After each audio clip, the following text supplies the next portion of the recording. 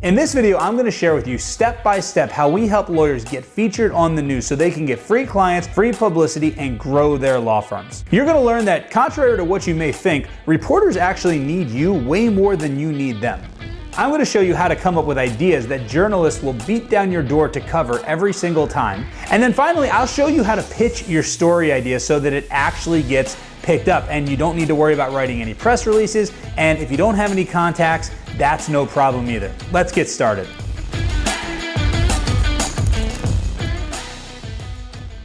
Now, there's actually 3 benefits of being featured on the news that most people don't even think about. Those benefits are SEO, credibility or social proof, and free advertising. Now, SEO or search engine optimization comes in 2 different forms from being featured on the news. Nowadays, even if you're featured on the news, typically they write an article on their website, and on that article, on that page, they're going to typically include a link to your website. And if you don't know this, links from authoritative websites such as news sources going directly to your website will increase your Google rankings pretty significantly.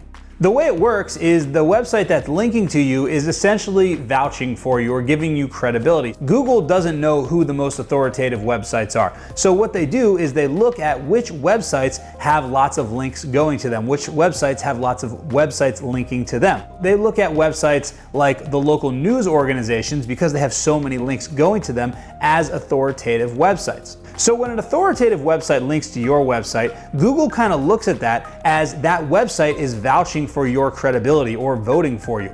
Let's say the New York Times links to John Smith's website. Google already knows that the New York Times is a really authoritative website. It has lots of great content. It has lots of links going to it. So the New York Times is not going to link to just any spammy website. So when the New York Times links to your website, Google looks at that link and they say, okay, we know that the New York Times is an authoritative website, and authoritative websites don't typically link to low quality websites. Because the New York Times is linking to this other website, your website, we're going to boost them up a little bit every time somebody searches for their keywords. Now, obviously not every website is as powerful as the New York Times, but essentially that's how it works. It's like the website that is linking to you is giving you credibility. And that's exactly what happens when you get featured on the news and they link to your website. They don't always link to your website. They don't always give you a link, but almost always they will at least mention your business name. And this is called a brand mention. Now, this is important for local SEO. In local SEO, there's 3 things that determine if you rank on the first page of Google. The first is proximity to the searcher. How far away are you from the person that's searching? The second is relevance. How relevant are you to the thing that they're searching for? And the third thing is prominence.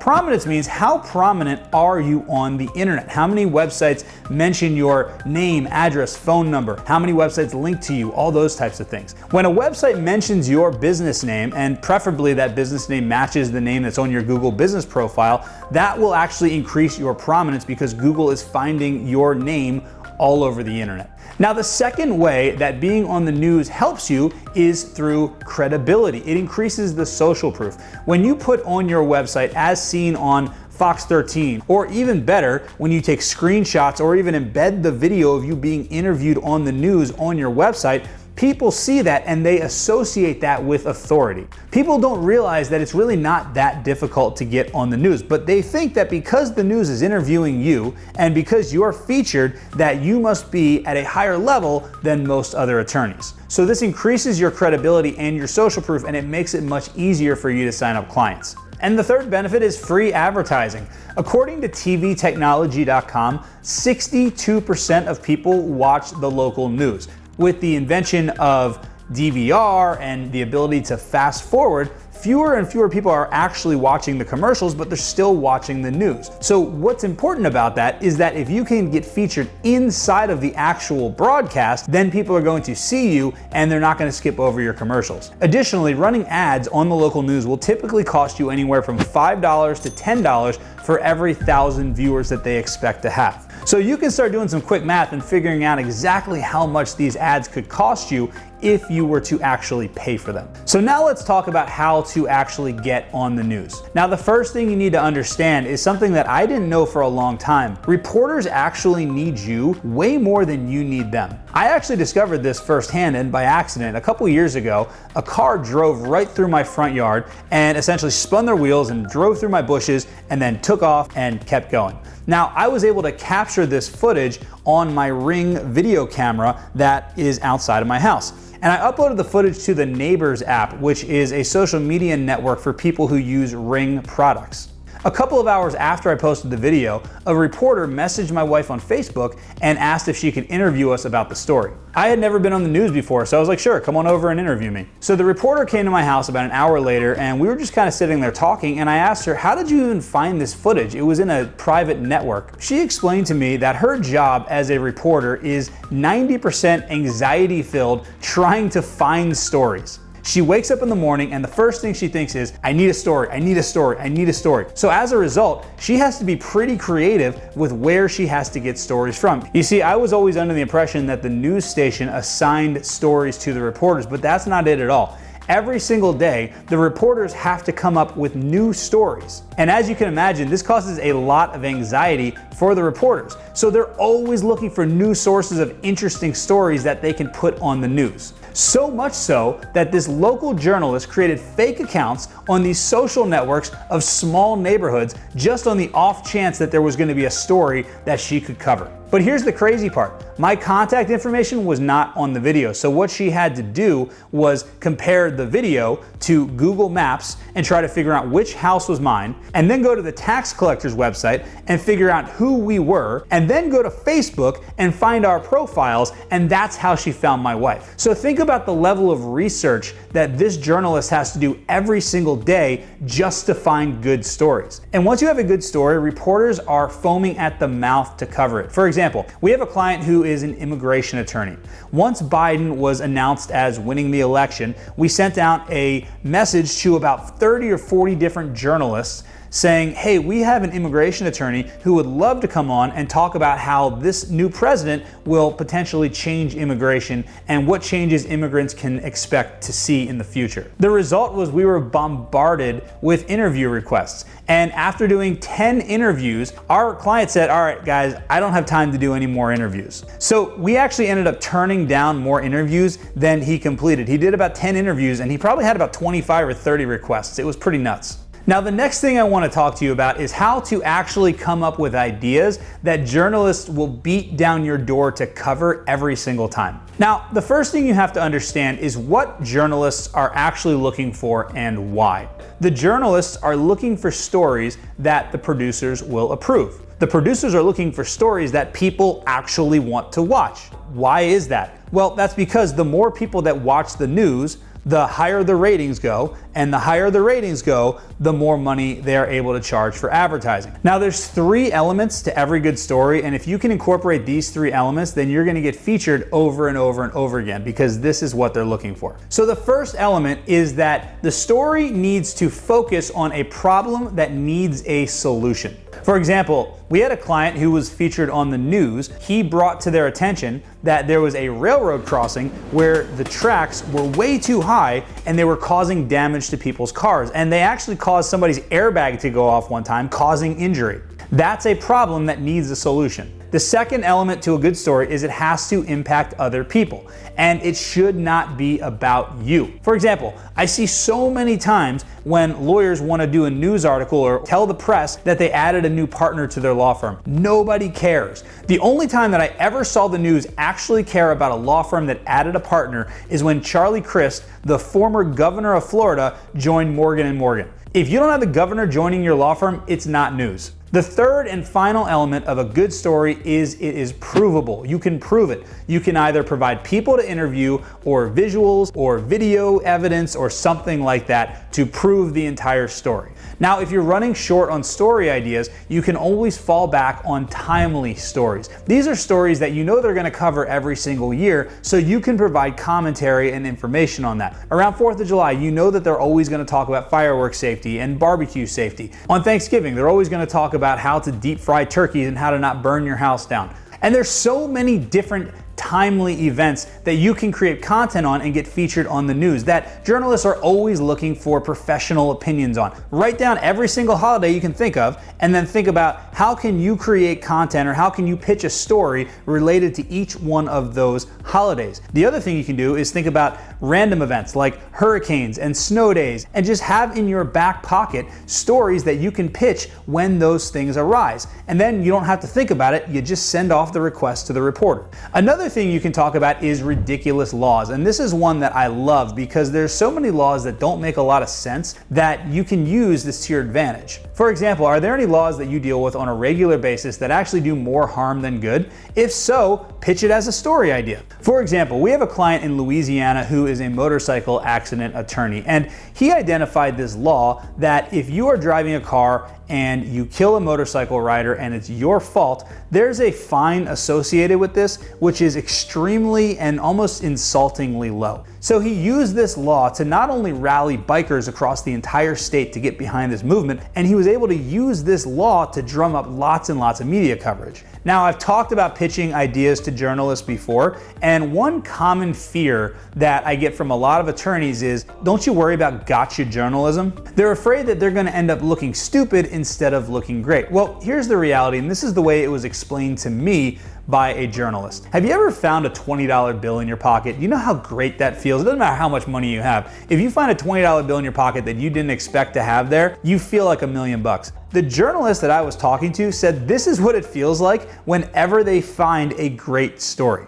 Because think about the anxiety that they have every single day scouring the entire internet in their area trying to figure out what am I going to talk about today. If you're a source that is bringing them stories and a source that they can rely on, then they would never ever make you look bad because you are such a valuable resource to them. In fact, they're gonna make you look like a hero because they want you to keep bringing them stories. What you're doing, if you're doing this right, is you're creating content that helps people and sticks up for the little guy and talks about problems that need to be fixed. Remember, you can get everything you want in life if you just help other people get what they want. All right, so now let's talk about how to quickly pitch your story ideas without spending hours writing emails and even if you don't have any contacts. So the best thing you can do is start to develop relationships with reporters before you pitch them a story. Now, this doesn't mean that you're going out for beers with the reporter, but what it means is that they start to recognize your name so that when you do reach out, it's not a cold reach out. Now, the easiest way to do this is through social media. In fact, a client of mine named Kevin Hazlett taught me exactly how he does it,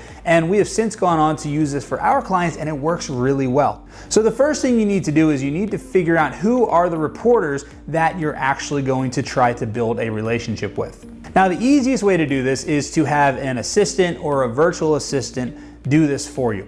So here's how you do it. The first thing you do is go to stationindex.com and click on your city. That's going to provide you a list of all the television stations in your area. Click on the station's website and go through and find stories and articles that are relevant to you, and then look for the author. This is going to be the reporter. Click on their link and find their Twitter handle or their personal Facebook or their Instagram. Now, the next thing you're gonna do is follow them or add them as a friend. So now for the next few weeks, anytime they post something, make sure to like it, or if you have something to say, comment on it. The idea here is that you want them to see your name over and over and over again. Even if they just post a picture and you like it, here's what happens. Every time somebody posts a picture, it gets a bunch of likes, and everybody always looks, oh, who liked this picture? It's just human nature, it's what happens. So they're gonna start seeing your name over and over and over again. That way, when you're ready to make the first outreach, it's not cold. They already recognize your name. Now, your goal should be to have contacts at every news organization in your city, because people who watch ABC probably don't watch NBC. People who watch NBC probably don't watch CBS. You want to make sure that you're featured on all of the news outlets, because if you just focus on one,